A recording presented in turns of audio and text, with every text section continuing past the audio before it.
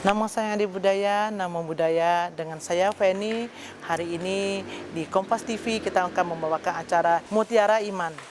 Teman-teman, saya sekarang berada di Wihara Saekirti, salah satu wihara yang paling tua di kota Jambi. Di wihara inilah tempat saya berlatih dan saya tumbuh di sini. Di sini tempat kita berpraktek, bersosialisasi, dan belajar tentang Dharma. Sahabatku, kita sering sekali mendengar bahwa hidup adalah duka. Apa benar hidup adalah duka? Apakah hidup adalah penderitaan? Jika kita memaknai bahwa hidup kita ada penderitaan, maka penderitaanlah yang akan terus mengikuti kita. Sahabat Kompas TV, duka ada terdiri dua kata, du dan ka. Du adalah buruk, ka adalah kosong atau sesuatu yang tidak pasti. Jadi duka adalah sesuatu yang tidak pas, sehingga menimbulkan sesuatu tidak nyaman, menimbulkan sesuatu yang terjadi tidak sesuai dengan keinginan kita. Jadi teman-teman, kita harus memahami bahwa hidup kita ini selalu berubah. Hidup ini penuh perubahan, tidak pasti, dan tidak ada yang kekal. Bagaimana kita memaknai hidup kita, menerima fenomena-fenomena yang muncul pada kehidupan kita. Sahabat Kompas TV, hidup ini duka ataupun bahagia itu ada pada pemikiran kita. Semua kondisi yang muncul tidak sesuai dengan keinginan kita. Kita mengadakan penolakan sehingga membuat diri kita kecewa, membuat diri kita sedih, itulah penderitaan. Tetapi saat kita memaknai bahwa hidup adalah perubahan, kondisi terus berubah, dan kita mengamati fenomena yang muncul, segala kondisi yang muncul dengan pikiran positif, dengan tanggapan positif, maka kita akan menuju ke hidup yang lebih bahagia. Dalam kehidupan ini, yang mempengaruhi kita adalah pikiran. Bagaimana kita berpikir. Contohnya, ada kondisi yang muncul, ada pemikiran, dan yang ketiga adalah hasil.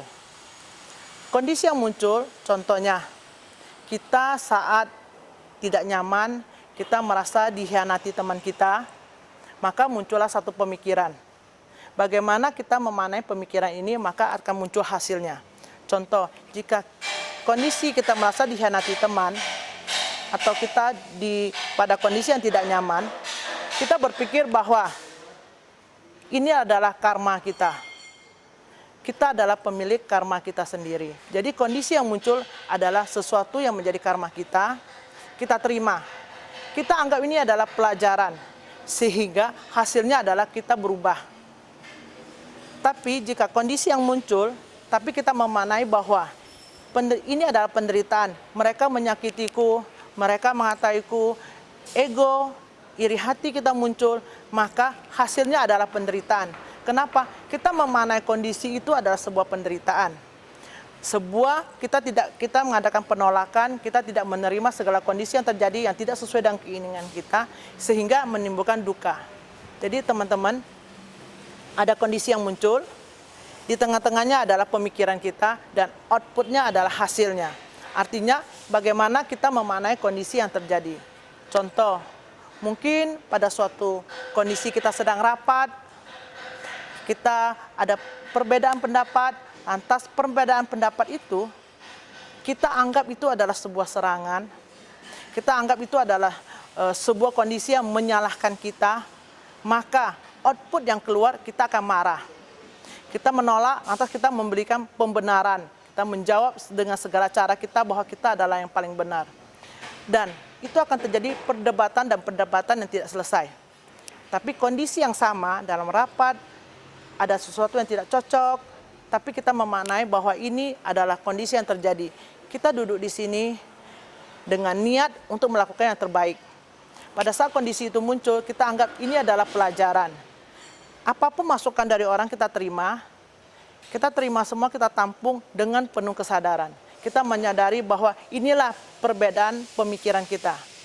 Outputnya adalah saat kita menerima semua masukan dari orang, lantas kita cukup hening, kita sadari, lantas tidak ada lagi outputnya, tidak ada lagi perdebatan, tapi sama-sama duduk mencari solusi yang terbaik.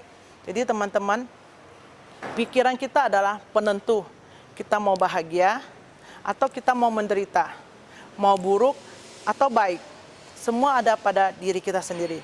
Sahabat Kompas, kita hanya perlu melakukan sesuatu pembinaan mental. Kita tidak bisa merubah orang lain, tapi kita bisa merubah diri kita sendiri. Kita bisa merubah pikiran kita, sehingga kita hidup lebih baik dari kita yang kemarin.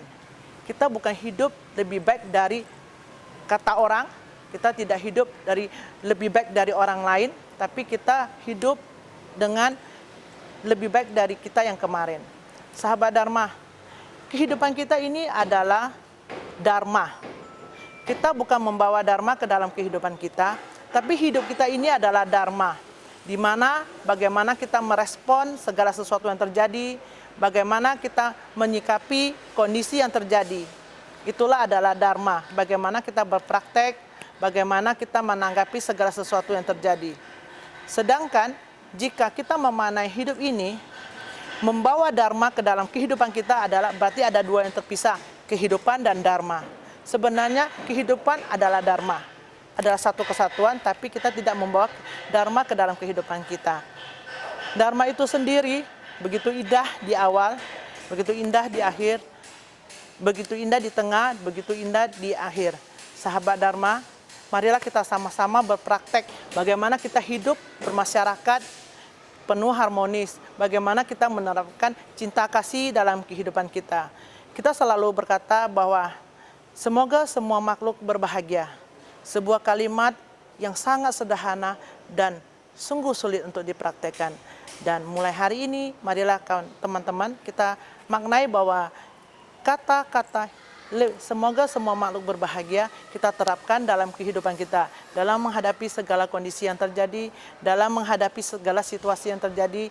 Marilah kita munculkan niat, tekad kita untuk menjadi lebih baik dari kemarin.